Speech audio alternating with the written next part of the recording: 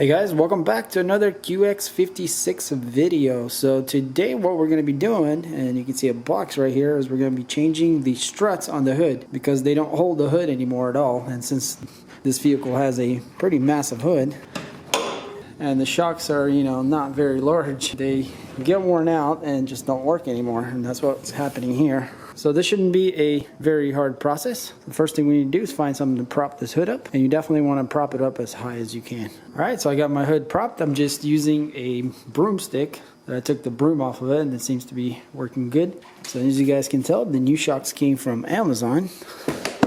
And they weren't that much, I think. Not sure exactly what I paid for them, but the links will be in the description. Alrighty. Alright. The box was definitely bigger than the actual items. So they do come in a set of 2. Alright, let's see. Alright, so they're packed very well. So yeah, it looks pretty good. And we even have some grease inside of there. Same thing on the other side. And they're very strong because I can't even push them together, so that's a good sign. Okie dokie, so now that we have our struts, let's go ahead and take off the old ones. So we're going to do one at a time. You guys can see here there's a metal band here, and what you do is you just stick a screwdriver underneath it and you pry it, and the band will come up. And then that should cut it loose from the ball. And it's the same way on the bottom.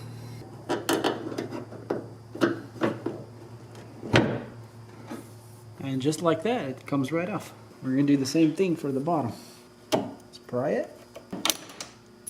Okay, that one just came off completely. And then it just pops right off.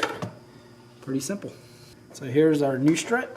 Now putting the new strut in is actually easier. You can just set it over the ball. And then you can, kind of tap it and it'll go in.